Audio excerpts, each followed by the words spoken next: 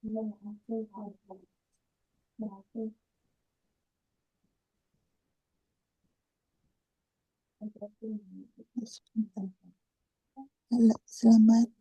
selamat pagi. Bentar. Oke, selamat pagi. Bisa dengar? Bisa, Ibu. Bisa, Bu. Bisa, Bu. Selamat Bisa, pagi. Bu. Ya. Oke, selamat pagi semuanya. Selamat bertemu kembali. Selamat pagi, Bu Regina. Kita hari ini masuk kembali di dalam session 7 hari berturut bersama Orang Kudus. Hari ini adalah yang pertama, bab yang pertama. Kita akan ikuti bimbingan Francis dalam berdoa dengan ini ya, dengan bersama Bunda Teresa dari Calcutta. Dalam bab pertama ini kita akan menjelajahi dua pengaruh terkuat dalam masa kecil Bunda Teresa. Dari mereka ia akan belajar cara membesarkan dan menafkahkan keluarga rohaninya yang tersebar di mana-mana. Dalam tema yang pertama ini, di lutut ibunya. Kita sungguh akan menjelajahi 7 hari ini dengan berjalan bersama Bunda Teresa yang dikasihkan untuk mengeksplorasi kisah-kisah berharga di balik orang-orang kudus favorit kita. Kita walaupun kita sudah mengenal Bunda Teresa, tetapi sepertinya tidak bosan-bosan kalau kita juga ingin belajar mengenal dia lebih dalam dari hidup kecilnya. Jadi kita tidak hanya membaca dari cerita atau dari gambar-gambar kartu yang kita temui, tetapi ini adalah hidup sesungguhnya yang ia alami, yang dibawa bimbingan dari Francis, saya ambil dari Halo. Jadi kita sama-sama mengikuti perjalanan kekudusan, bukanlah perjalanan yang mudah. Kisah-kisah mereka penuh dengan kasih karunia dan kemuliaan Tuhan. Tetapi juga tentang perjuangan manusia, kesalahan, penderitaan besar, dan kebutuhan akan belas kasihan.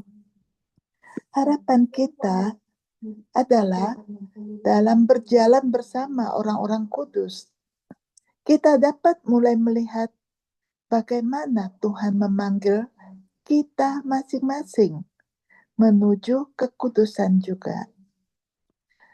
Dalam orang-orang kudus, dalam 7 hari ini, kita akan menyelami biografi mini orang kudus dengan fokus pada bab yang berbeda dalam kehidupan mereka setiap harinya. Kemudian di dalam sesi yang lebih panjang, kita akan menutupnya dengan menghabiskan waktu bersama Tuhan dalam doa dan refleksi. Kita mulai hari ini dengan Bunda Teresa. Pada tahun 1910, seorang gadis kecil lahir di Skopje, Albania di Eropa Tenggara. Ia menjalani masa kecil yang biasa-biasa saja di negara yang jumlah penganut Kristen Katoliknya kurang dari 10% dari populasi. Agnes Gonza Bojakshu lebih suka hidup jauh dari mata publik. Hanya dikenal oleh Tuhan.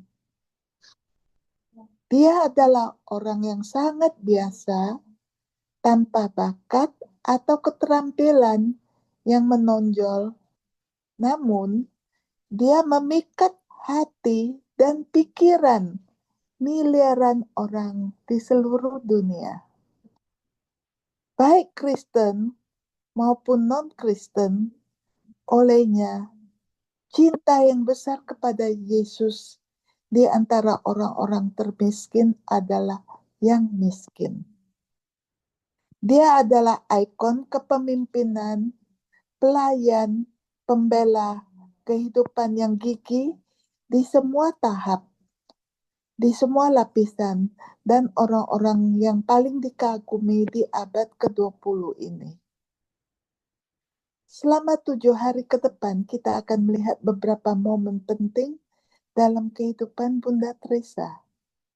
Dimulai hari ini dengan mendengarkan tentang dua tokoh yang pertama kali membentuk kehidupan imannya, yang meletakkan dasar bagi peran keibuannya di dalam hidup spiritualnya sepanjang hidupnya. Mari kita memasuki masa ini dengan membuat tanda salib bersama dalam nama Bapa, Putra, dan Roh Kudus. Amin. Dikenal di seluruh dunia sebagai ibu oleh teman-teman dan bagi orang asing sekalipun, Santa Teresa dari Kalkuta adalah wajah kasih sayang bagi orang miskin yang ia temui di jalan, bagi para pemimpin dunia yang ingin mendengarkannya, dan bagi umat beriman yang memandangnya sebagai saksi hidup kekudusan. Jauh sebelum ia menjadi ibu rohani bagi banyak orang, Santa Teresa dari Kalkuta hanyalah Agnes, seorang gadis muda yang tinggal di Albania bersama orang tua setia yang membentuk pemahamannya tentang Tuhan, penderitaan, dan kasih sayang. Saat berusia hampir 9 tahun, Agnes kecil dan dua kakaknya, seorang kakak laki dan seorang kakak perempuan, bermain dengan gembira di luar rumah mereka, sementara ibu mereka, Drana, sibuk merapikan rumah dan menyiapkan makan malam.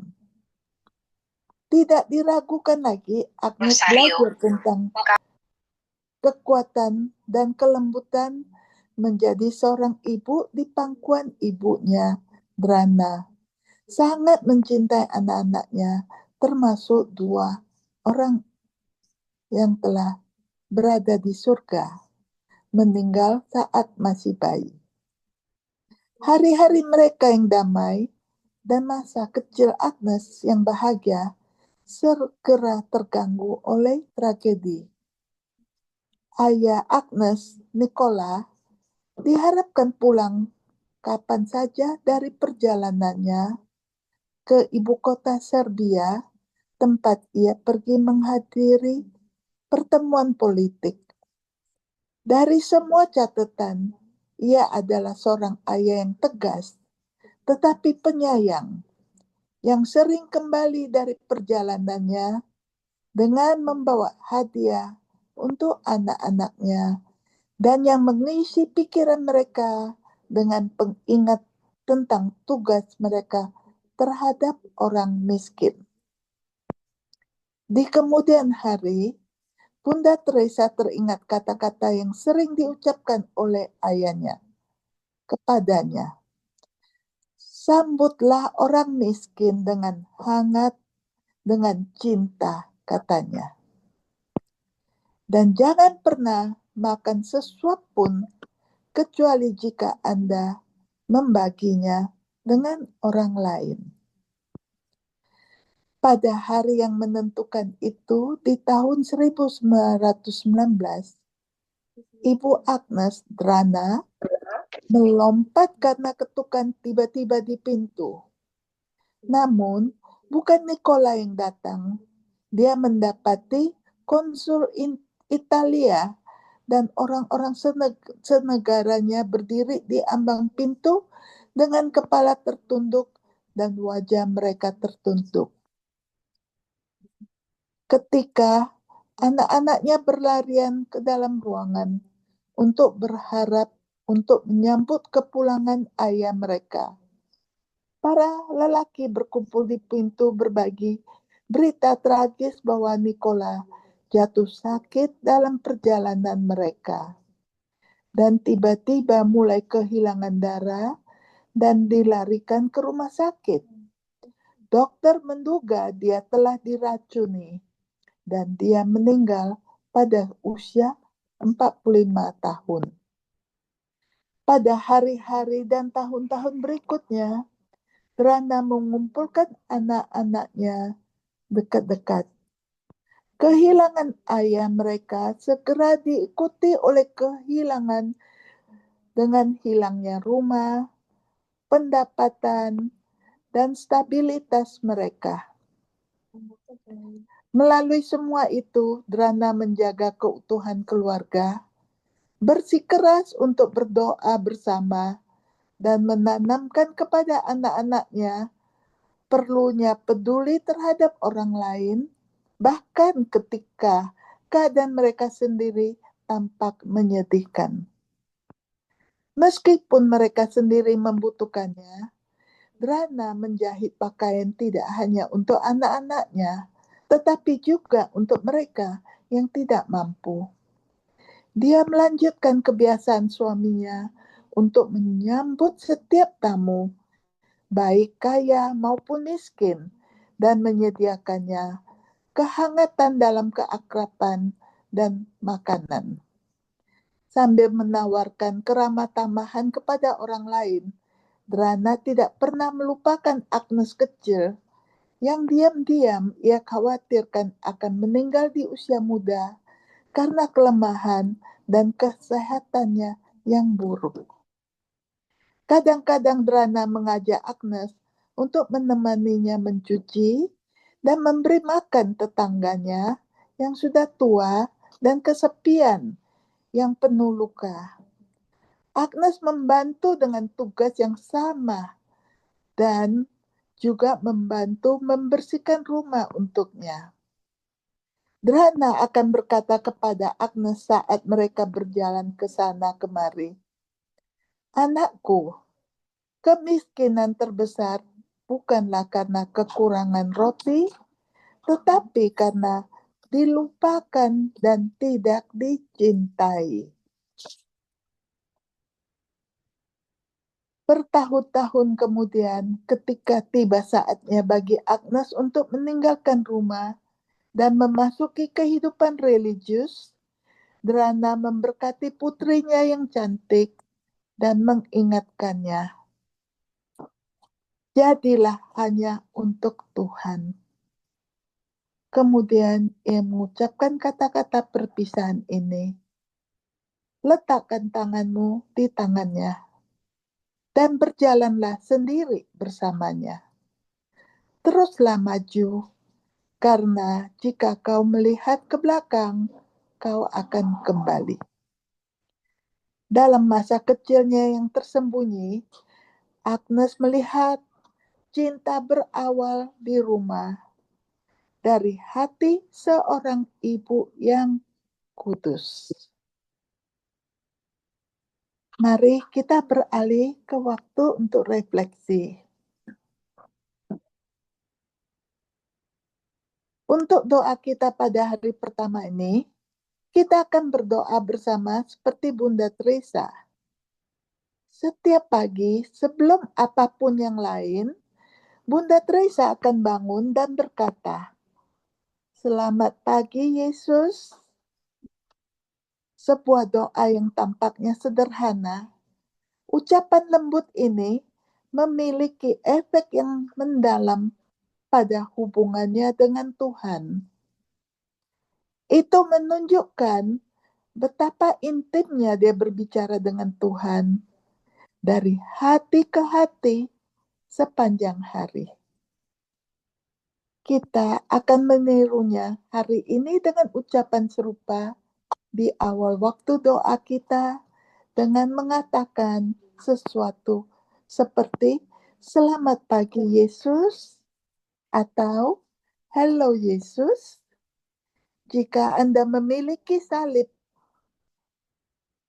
di dekat Anda, jangan ragu untuk melihatnya saat Anda berdoa. Kemudian kita akan memasuki keheningan karena seperti yang dikatakan oleh Bunda Teresa, buah dari keheningan adalah doa. Buah dari doa adalah iman. Buah dari iman adalah kasih. Buah dari kasih adalah pelayanan. Buah dari pelayanan adalah kedamaian. Kita akan mulai sekarang dengan menyapa Yesus, bagaimanapun Anda suka, dan kemudian masuk ke dalam, dan kemudian masuk ke dalam dialog dengannya selama masa hening ini. Kita hening sejenak.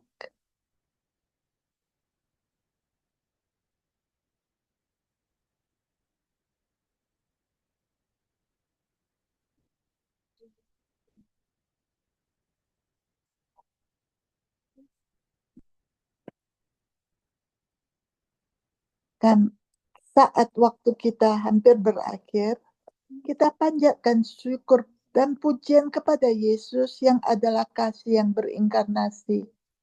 Sang Sabda yang menjadi manusia, yang tinggal di antara kita. Kita membuka hati kita kepadanya dan memohon agar Dia datang dan tinggal di dalam hati kita.